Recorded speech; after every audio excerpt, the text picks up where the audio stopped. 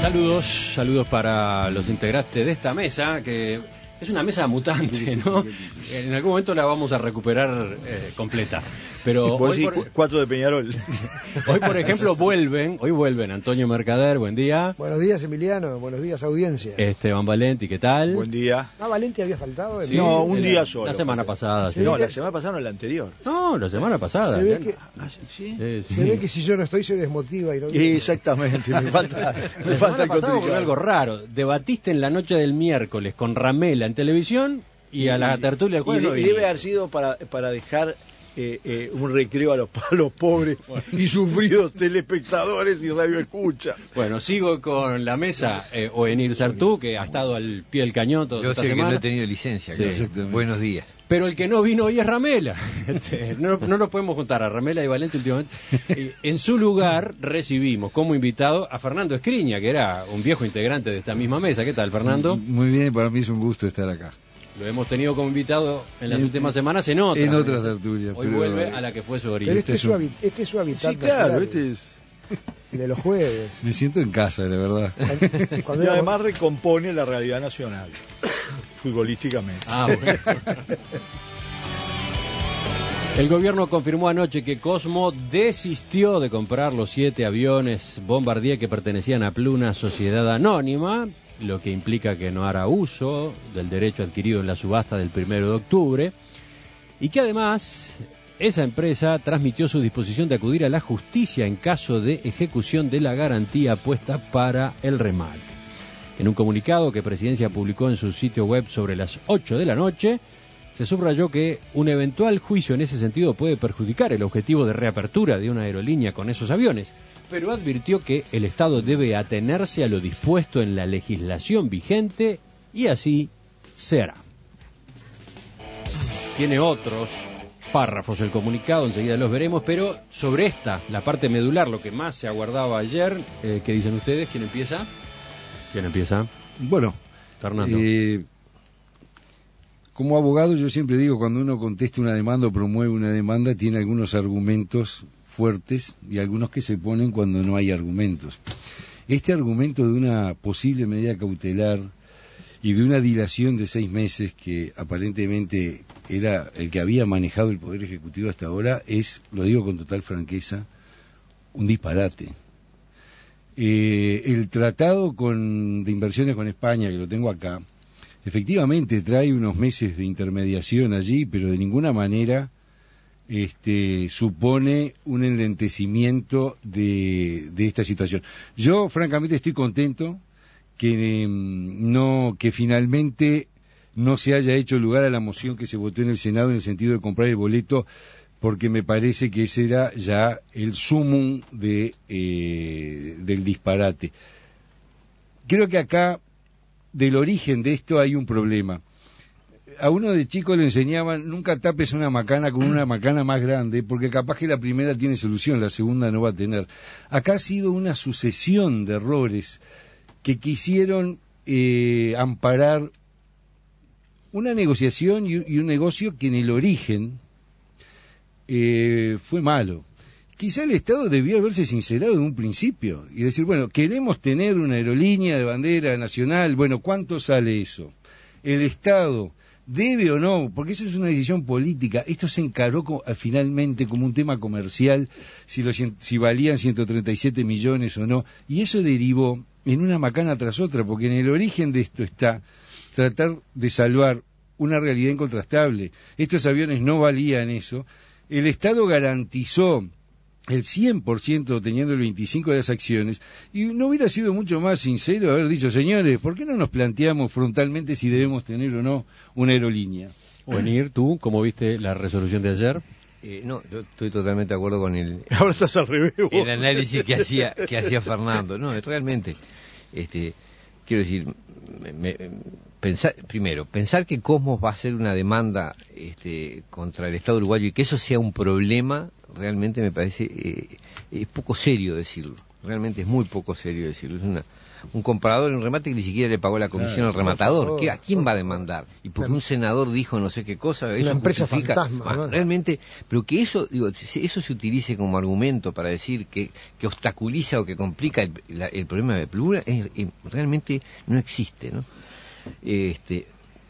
Después, comparto, ¿no? Me parece una cosa de sentido común que si se quiere tener una línea aérea y eso cuesta tal cosa, y es una decisión estratégica, es increíble, estoy repitiendo exactamente, pero es el mismo razonamiento que me parece. Veo que no es un razonamiento que tenga un color partidario, me parece que es el razonamiento del sentido común. Bueno, está.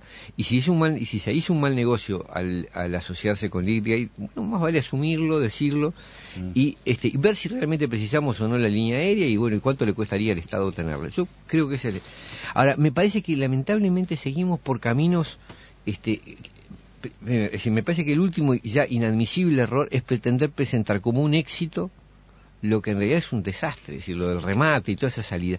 No era ningún éxito, fue una cosa inventada. Lamento si alguno lo siente mal. Me parece que, lo digo porque me parece que estamos a tiempo de un sinceramiento y decir, bueno, esto se hizo mal y vamos a la realidad, no hay comprador, no hay nada, pero no sigamos inventando ahora un fantasma de un posible juicio de Cosmo, porque no es verdad, es imposible. Aparte, imagínate la contracautela que le iban a pedir para hacer un lugar, una medida cautelar. No hay juez que pueda condenar a un mejor postor en remate que no pagó ni la comisión. ¿Qué va a decir? Que el negocio se frustró. Es una barbaridad. Bueno, ¿sabés que yo recién le hacía una pregunta a propósito del mecanismo que se diseñó de la subasta y cómo se la armó al senador Galo? Le preguntaba a propósito de autocrítica en ese sentido, y vienen varios mensajes de los oyentes que dicen, con el diario del lunes es muy fácil hacer un planteo como este. Pero estas cosas las dijimos acá varios, exacto, mucho antes del remate. A eso iba, de las advertencias a propósito de que el procedimiento que se estaba siguiendo tenía muchos problemas y era muy probable que condujera al fracaso. De esas advertencias se habló a tiempo, ahora, después que se sabe el resultado. Esteban, Antonio.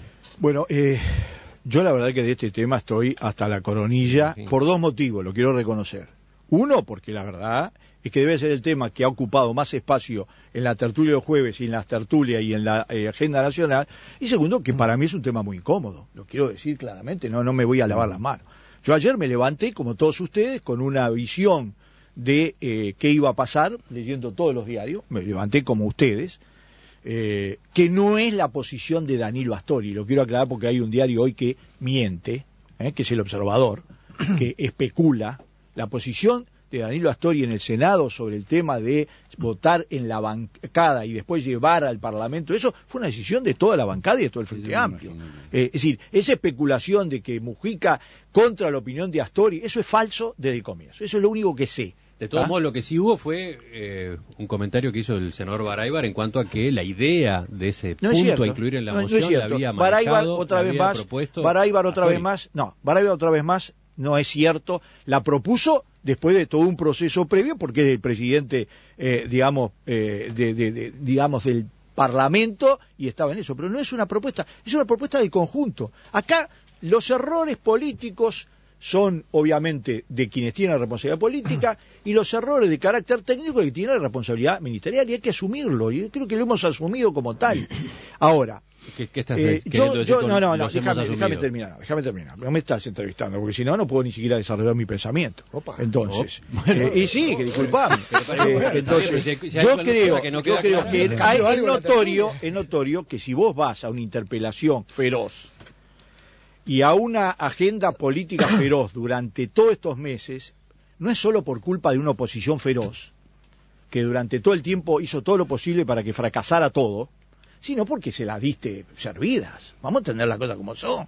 Porque si no, en política parece que todo es... No, es decir, era previsible que la interpelación, y mucho antes, cuando vos estabas ofreciendo los aviones, te decían, no cuestan tanto, y eso se sabe cualquiera que es una negociación todavía más difícil. Es así, pasó así. La oposición se pasó diciendo que los aviones costaban 80 millones. ¿Ah? Y eso es muy difícil. Pues no importa. ¿Sabe qué pasa? En familia, nadie va en la familia, y si vos estás vendiendo una moto, uno de los de la familia, porque te tiene bronca, dice el motor que cuesta fundido. eso. Exactamente, le falta los frenos. Ahora, ¿qué pasa? Lo que pasa es que los que compran aviones, mirá que saben un poquito Claro, pero de yo aviones, creo ¿no? que era también una negociación con muchas otras cosas. Yo termino con un detalle. Yo, a partir de ahora, voy a tomar una lección de lo que ha pasado, y voy a opinar sobre los hechos. Está difícil eso. No, pero voy a opinar sobre los hechos, porque el problema es que lo que no me quiero sumar es a la especulación. Yo, hasta que no sepa cuáles son los motivos, porque los motivos por el cual se planteaba el tema de comprar el boleto para empezar de nuevo y tener todos los elementos, etcétera, más allá de lo jurídico, acá lo que estaba es el planteo político de poder tener una situación de ese tipo. Muy bien, yo más o menos los había asumido. Ahora, para saber el cambio, tengo que saberlo, no los tengo, porque el comunicado de la presidencia no los aclara en ese sentido.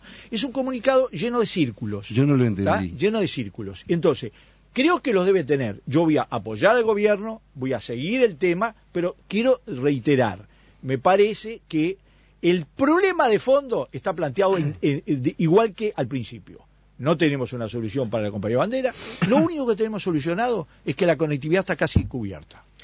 Bueno, yo estuve 15 días en el exterior, seguí el tema en lo que pude, y estoy francamente entre desconcertado y azorado, ¿no?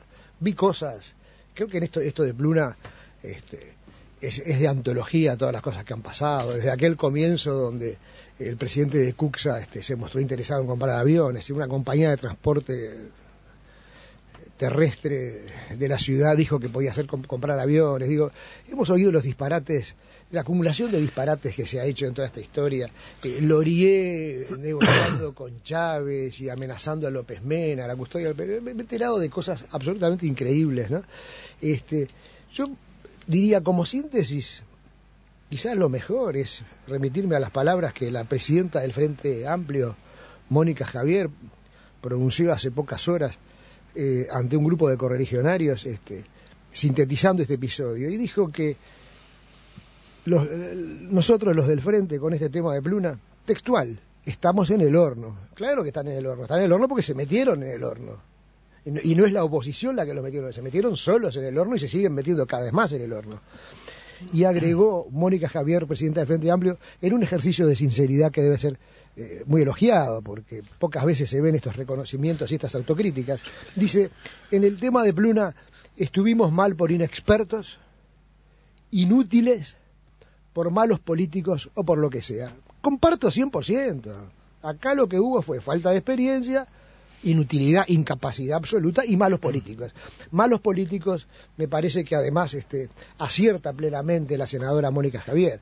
Yo escuché al vicepresidente de la República, Danilo Astori, ayer, fue de las primeras cosas que escuché cuando volví al país, completamente convencido de lo bien que estaba todo, diciendo, no, pero mis ministros han estado maravillosamente, lo que ha dicho Caloya es perfecto, está todo muy bien, se ha hecho todo muy bien, pero digo, ¿en qué país vivimos?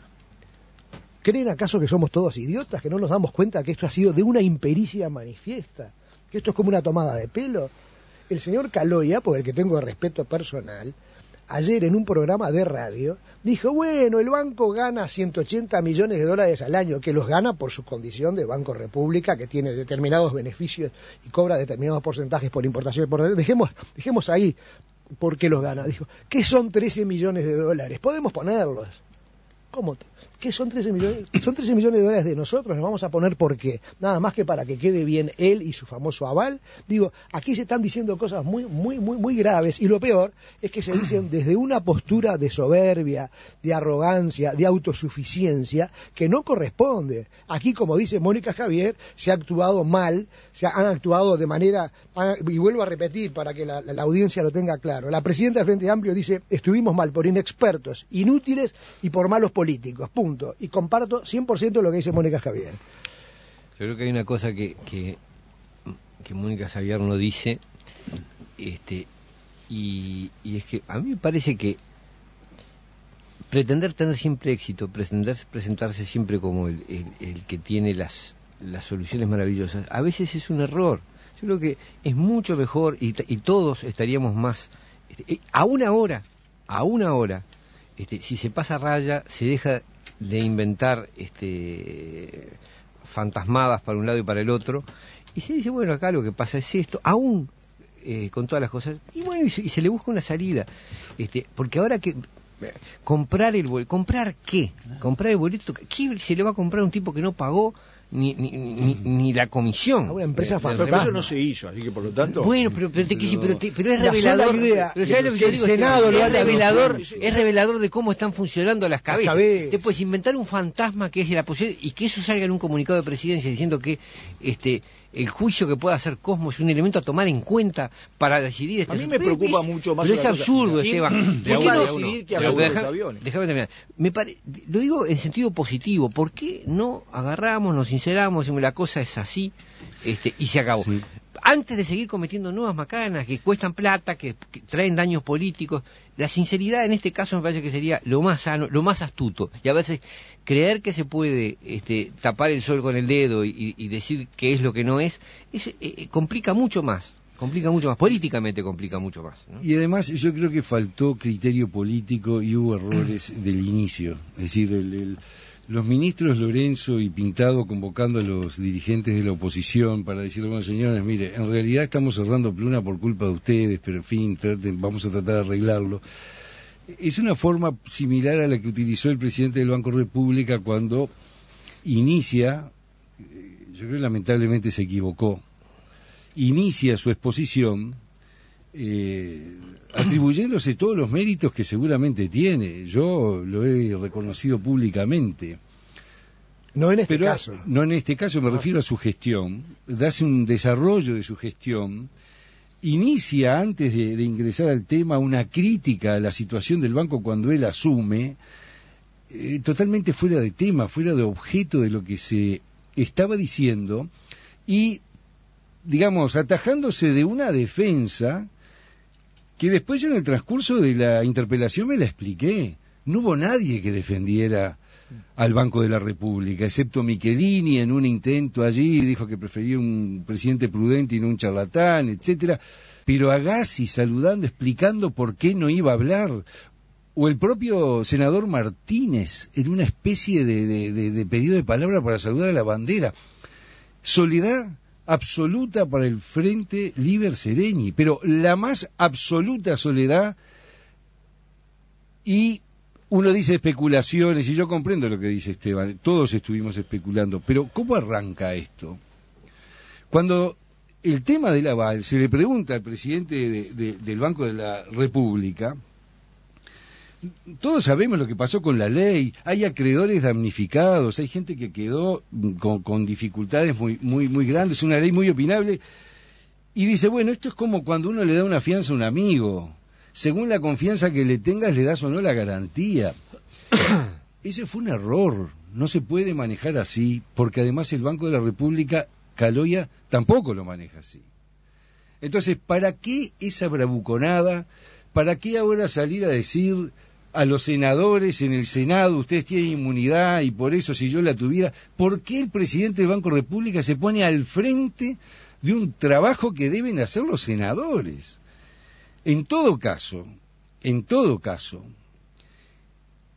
lo que como debía haberse encarado esta interpelación es con las normas, si es que entendía que se amparaba esto en el secreto bancario, cosa discutible, pero convengamos que está en un límite opinable, pero está en un límite opinable.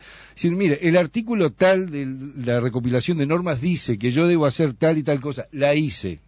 El artículo cual dice que cuando se otorga un aval, porque lo dice expresamente la normativa del Banco Central, se deben tomar los resguardos para poder recuperar en caso de tener que pagar, también lo hice. Yo no digo que hay que ventilar este asunto, pero, y concluyo con esto. Yo pensé, ¿quién asegura este aval? Y dije, bueno, tiene que ser, cuando se dijo que había una garantía perfecta, tiene que ser un depósito en el Banco Central de alguien, o bonos, o papeles del Estado uruguayo, papeles de Estados Unidos, y llegué hasta pensar que hubiera una fianza del Ministerio de Economía y Finanzas, como la que sí existe para amparar la deuda que Pluna tiene hoy con el Banco de la República. Pero después dije, ¿pero cómo? Eso no puede haber sido así, porque no debe haber sido así. Entonces, ¿cómo no se quiere que uno especule? Esteban dice, y yo lo comprendo, hay que atenerse a los hechos. Hemos hecho un enorme esfuerzo por atenernos a los hechos, pero los hechos no se denuncian. Primero, lo que tú describís habla, para mí, ¿no? Habla bien de Caloia y después que los senadores se lleven su parte. ¿Está claro? Es decir, no me habla bien es decir, Caloia es alguien que en todo esto lo dijo desde el principio, lo que hizo es tratar de que el gobierno tendrá sus limitaciones formales, no lo sé. Yo no soy un especialista, vos sabés, pero yo no lo sé. También sé que el representante del Partido Nacional en el directorio del Banco República actuó totalmente diferente que el director del Partido Nacional en el Banco Central, totalmente diferente. Uno ateniéndose rigurosamente a determinadas normas y el otro no. Pero bueno, eso lo decidirá incluso la justicia, pero no importa. Eso es materia opinable. Lo que dijo Caloia es que esto era un gran tema político, lo es un gran tema político, y que él trató, como en otros temas, de ayudar al gobierno a resolver un gran problema político. Mirá cómo le pagó el gobierno, ¿no? Porque el MPP es el gobierno. No es solo el MPP. Sí. Yo en esto... Mirá cómo lo dejó. ¿Quién va a ir a declarar ahora? Tengo un artículo escrito, por lo tanto no lo digo con el diario el día después, aparecido el lunes, por lo tanto escrito la semana pasada, que se llama el FLS en la crisis. Yo asumo plenamente que este es un tema que nos embiste directamente. Hay dos cosas que yo reivindico fuertemente. Independientemente de que el balance para hacerlo final, incluso con todos los aspectos negativos, va a haber que hacerlo al final. Porque este proceso está todavía en medio del salto. ¿Dónde cae? No se sabe. Vamos a ver cosas peores. Bueno, yo lo que digo es que voy a esperar eso. Ojalá que no. Uno de los elementos que no tuvimos en cuenta es que la oposición y determinadas cosas iban a suceder necesariamente, no por maldad de la oposición. ¿Y qué quiere? Pero no por maldad, lo dije ya por qué. Entonces, pasaron un poquito más de lo que era esperable. No importa, eso en un cálculo político y en un análisis político, en una perspectiva hay que tenerlo en cuenta. Es decir, que te van a hacer eso, te lo van a hacer. ¿Está? Y es absoluta. Pero imagínate si el Frente Amplio... Déjeme terminar el razonamiento. Es más así. La pregunta de si hubiéramos estado nosotros en la oposición, posiblemente sobre eso hubiéramos sido tan feroces. No sé.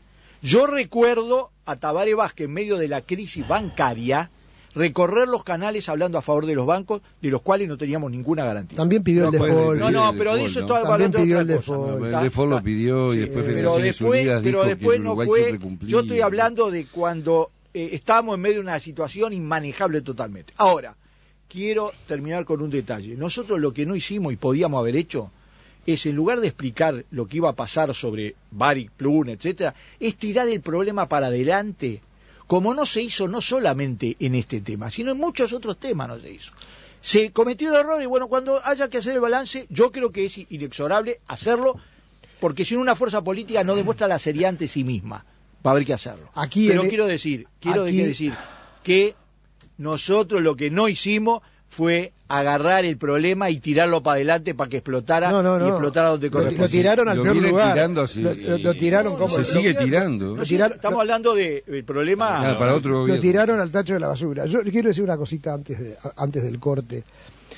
Al día siguiente del remate, en esta mesa, varios dijimos que el remate no nos convencía, que el caballero de la derecha con su cara oculta y fotografiado solo de atrás era hartamente sospechoso, que el aval que el Banco República había dado merecía las más severas dudas, y recibimos una oleada, yo recibí particularmente, de mails, de mensajes de texto diciendo escéptico, siempre bombardeando al gobierno, no creen en nada, les duele esta gran salida, esta venta que hemos tenido, todo tipo de denuestos que se nos dijeron acá y afuera. Bueno, en aquel momento se veía venir el desastre y el mal manejo, que ahora se confirma y que va a seguir, porque el gobierno sigue errando día a día, se sigue autocorrigiendo y sigue tratando de sacar partido político de una situación donde, como dice Mónica Javier, tiene todas las de perder.